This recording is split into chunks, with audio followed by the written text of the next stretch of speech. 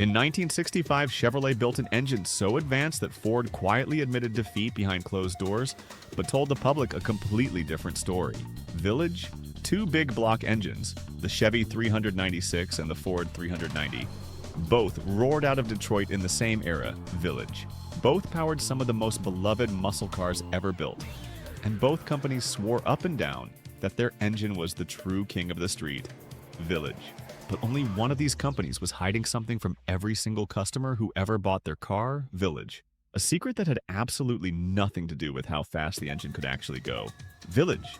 So which engine really deserves the crown after all these years, and what exactly was being hidden from the public? Village. Stick around, because before we settle this once and for all, Village, hit that subscribe button so you never miss a true story like this one again. Village. In the middle of the 1960s, American car companies were locked in one of the most intense competitions in automotive history, Village. A battle to build the biggest, most powerful engines possible, and stuff them into cars that everyday people could actually afford to buy and drive on the street. Village. This was the golden age of the muscle car, and two of the biggest names in that competition were Chevrolet and Ford. Village. Each building big block engines that would go on to become absolutely legendary among car enthusiasts. Village. Chevrolet's entry into this battle arrived in January of 1965, when the company introduced a brand new 396 cubic inch V8 Village, part of what engineers called the Mark IV generation of big block engines. Village. This engine did not simply appear out of nowhere. Village. It actually traced its roots back to a mysterious, nearly secret racing engine that Chevrolet had developed in 1963 for NASCAR competition, Village. Sometimes referred to by insiders as the Mystery Engine. Village. That earlier racing engine featured a groundbreaking design element. Canted valves that were angled differently than traditional engine designs, Village, allowing for larger valve sizes and straighter, more efficient airflow through the engine. Village. When Chevrolet finally brought this advanced technology to the street in the form of the 396 Village, it created an engine that breathed better, revved higher, Village, and made more usable power than most other big block engines available at the time, Village. The 396 quickly found its way into some of Chevrolet's most iconic muscle cars, Village, including the Chevelle SS 396, the Camaro Village, the El Camino, and even briefly, in a very limited capacity, the Corvette. Village. Car enthusiasts loved this engine immediately, not just for its raw power, Village, but for how smoothly and reliably it delivered that power across a wide range of driving conditions, Village.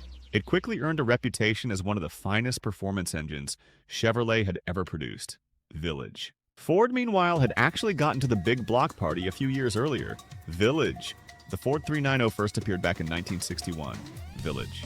Built on an engine family known as the FE series, Village, which had originally debuted back in 1958 with a smaller 352 cubic inch engine. Village.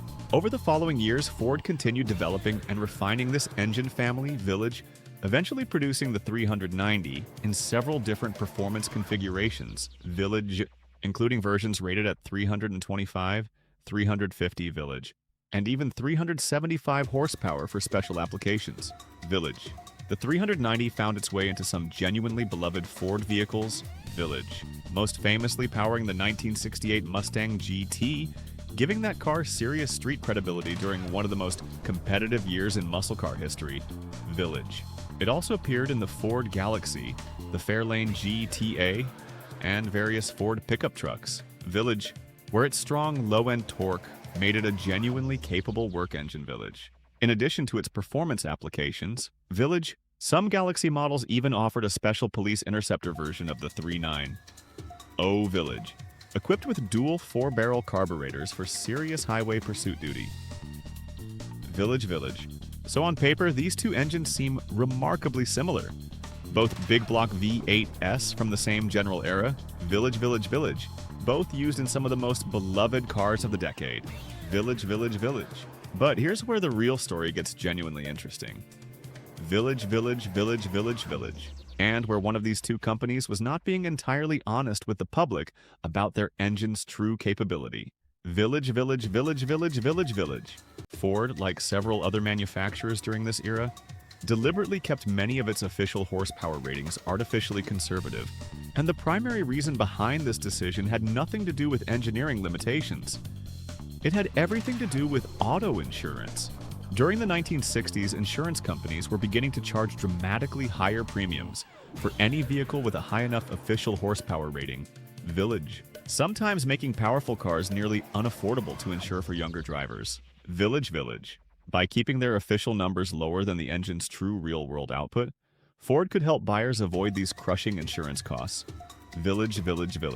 All while still delivering genuinely strong performance once the car actually hit the street. Village. Chevrolet, by comparison, was generally considered more straightforward and less conservative with their official horsepower claims.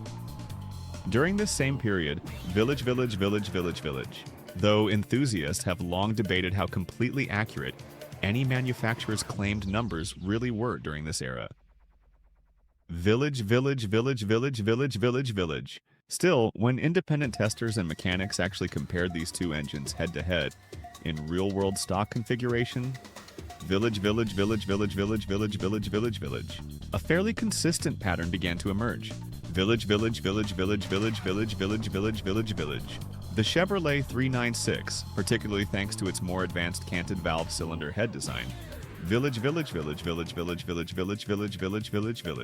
generally outperformed the Ford 39. Oh, in most direct, stock-for-stock comparisons, village. Especially once both engines were pushed toward their upper RPM ranges. Village.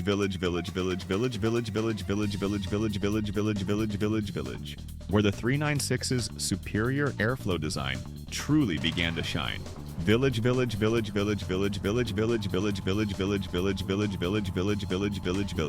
This does not mean the Ford 390 was somehow a weak or disappointing engine.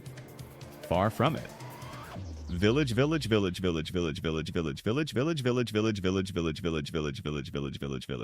Many owners and mechanics who worked extensively with both engines during this era have pointed out that the Ford 390 was never really intended to be Ford's flagship. Village.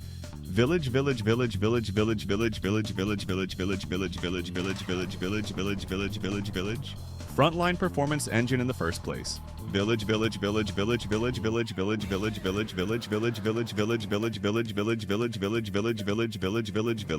That particular honor belonged to Ford's larger, more specialized, big block engines like the 427, the 428,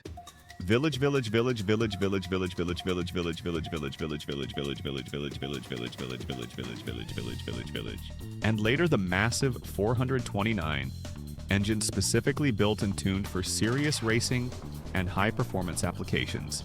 Village.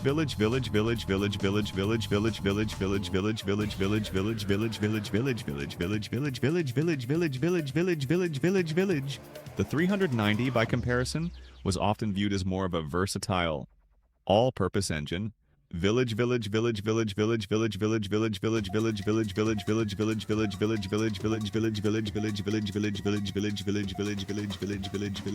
Equally comfortable powering a family sedan, a pickup truck, or a genuinely quick muscle car. Village.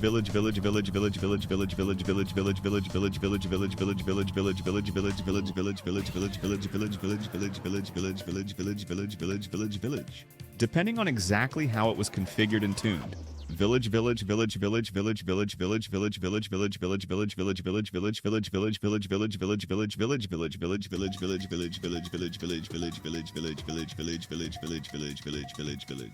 Owners who depended on the Ford 300 for serious daily work often reported truly staggering reliability. Village. Stories of these engines reaching 300,000 miles or more village, with only basic routine maintenance, became almost commonplace among Ford truck enthusiasts. Village. The engine's 7-main bearing bottom-end design, combined with its simple, no-nonsense valve train village. Using a single camshaft and 12 push rods, Village meant there was very little to actually break down or wear out over time. Village. Even under serious, sustained, heavy-duty use. Village. The Chevrolet 292, while genuinely reliable and well-respected in its own right, Village ultimately had a shorter production run in comparison. Village. Chevrolet phased out the 292 in North America by 1989. Village, transitioning their truck lineup toward the newer 4.3-liter Vortec VI 6 engine instead. Village. While the 292 certainly earned plenty of loyal fans, Village, and a strong reputation for toughness during its own 26 years of production, Village, hit that subscribe button so you never miss a true story like this one again. Village.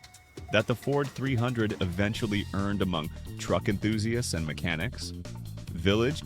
Perhaps the most interesting evidence supporting the Ford 300's slightly stronger overall reputation, Village, comes from countless real-world stories shared by mechanics, truck owners, and enthusiasts over the decades. Village. Numerous accounts describe stock Ford 300 engines, often paired with a manual transmission. Village successfully outpulling and outworking much larger, more powerful V8 engines in real-world towing and hauling competitions. Village, an almost unbelievable accomplishment for what was originally considered a modest, unglamorous work truck engine. Village. This incredible low-end torque advantage came largely from Ford's available transmission options at the time. Village. The 300 could be paired with a manual transmission featuring an extremely low first-gear ratio, Village, sometimes as steep as 6.32 to 1. Village. Combined with the engine's naturally strong low-end torque characteristics, this gear ratio allowed Ford trucks equipped with the 300 Village to pull genuinely massive loads at very low speeds. Village. Essentially functioning like a farm tractor when the situation called for serious hauling power. Village. So when you weigh everything together, the historical production numbers, Village, the real-world reliability stories passed down through generations of truck owners, Village, and the sheer staggering longevity of continuous production, Village. The Ford 300 Inline 6 generally emerges as the slightly stronger overall legend between these two genuinely excellent workhorse engines, Village.